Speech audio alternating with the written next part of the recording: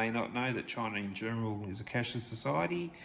So cash like that, it's really never used by anyone. And personally, I haven't used cash to pay for anything for at least 5 years. The only reason I have that, even sitting at home, is because it was in a hongbao, red packet money. And that was for one of my kids' birthday, what one of the relatives gave them. So in general, the only people you will see using cash will probably be some really old people. They will use it if they haven't really switched on how to use their smartphone or don't trust phone payments. And even young children now, you don't see them using cash either. They'll have their little, they have a little watch. I'll show you about that as we go along in the video. So what we'll do in this video, we'll just cruise around. I'll just show you basically how we live without using cash. Oh yeah, and by the way, stick around to the end of the video because I'm going to show you something I guarantee you probably haven't seen. It might be very interesting to you. I don't know if many YouTubers have showed it or not. Okay, so let's go and have a look at what's going on here in China. Okay, right about now, you're probably asking yourself, what is this guy on about? Where I live, I hardly use cash. I've got my debit card, my credit card, I've got Apple Pay. Yeah, that's well and good, and there are many countries that actually prefer or are becoming cashless societies. Sweden, South Korea, for example, they both do it very well. But where it differs here in China is every single thing has a QR code. Every retailer, anyone who sells anything has a QR code. And the beauty of it, it's seamless, it's frictionless, and it's instantaneous. You just scan it, 1 second, it's done. Also, you don't need a bank account. All you have is you have the wallet on your app. So generally most people use WeChat here. AliPays are widely used as well. You just have a family member or a friend transfer some money to your wallet and away you go. You can link your own debit card to your account to top up your wallet, and there are 0 transaction fees coming from your wallet. The only person who pays a transaction fee is the vendor themselves. Small vendors pay between 0.6 to 1% or whatever the retail value was. So we're just in a very small shopping centre just down the road from where I am. Everything in here, you just scan your phone to pay. So that also includes all entertainment, bars. When they have a massage, you probably can go to a hooker now and just pay using your phone, just scan it. You want to buy a car, you got it, scan your phone. Okay, you want to take the kids to the movie, pay by scanning your phone. Anything you can imagine, you use your phone. Hospitals, dentists, phone.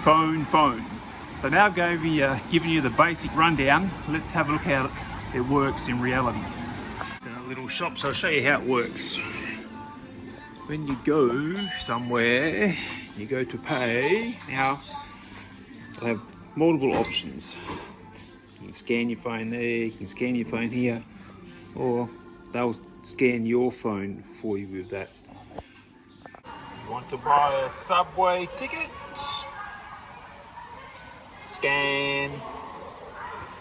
Actually called a subway. Usually we just use our phone and just scan our phone with a public transport app we have. What about a taxi? You want to hire a taxi? You just scan it. If you want to hire a bike, you just scan it. If you wanted to take a ride share, like an Uber, scan when you pay. Perhaps you're feeling a little tired and you want to have a massage.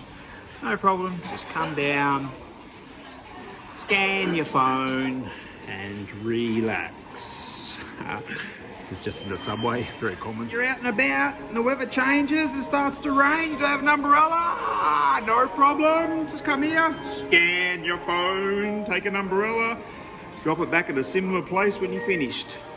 How about if you want a coffee? Well, guess what? How do you pay? Scan. Actually, just here on Luckin Coffee, and actually Luckin Coffee you can't even use cash if you wanted to. It's all electronic here, so be prepared. Well, all the stores I've ever been to, in a way, maybe in some big touristy place they might have cash available. Generally, you'll just place your order before you get here, then just walk in, just scan your QR code, and pick up your coffee.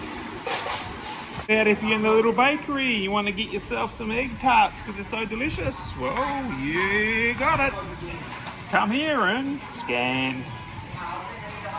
Okay, a little snack. Scan.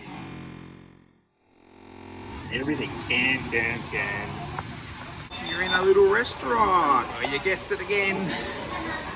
Just scan. Actually, this is really common in many places. You scan that, you'll get the menu, right? But you can also, when you order your food, you just pay for it directly as well.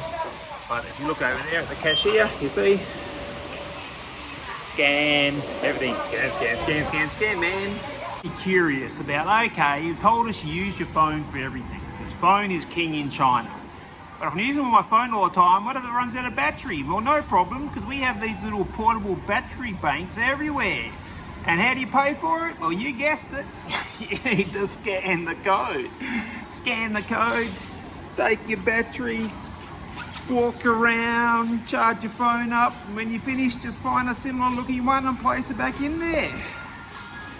Too easy. Need to pay for your parking, or you're not going to get out of the car park if you can't scan the code. Sorry to tell you. You're stuck in there. Okay, I was going to make an independent video about these things, the vending machines, but I'll just mention it here because it's quite interesting.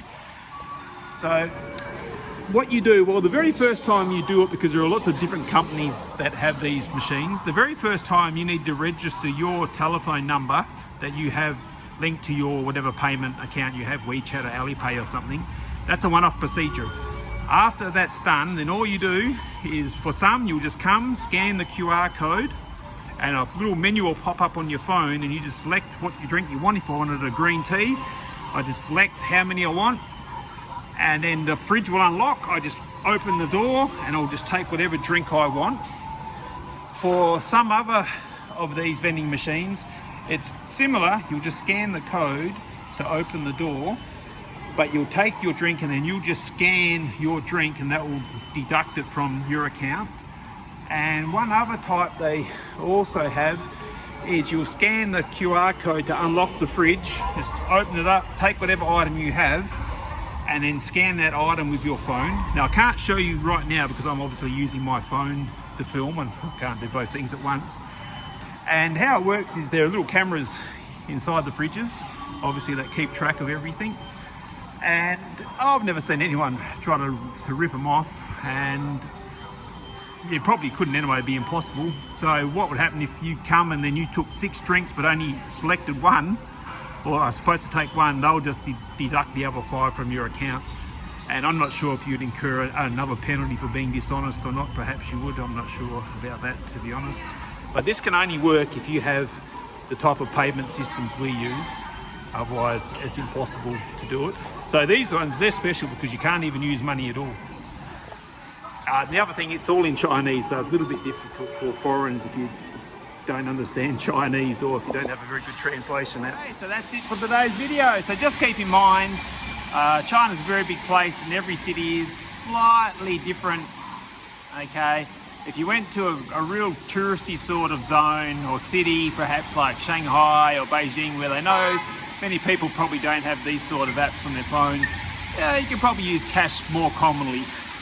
But if you come to like a normal non-tourist city like where I live, very rare that you will use cash, or really that you can use cash. So until the next video, take care and thanks for watching.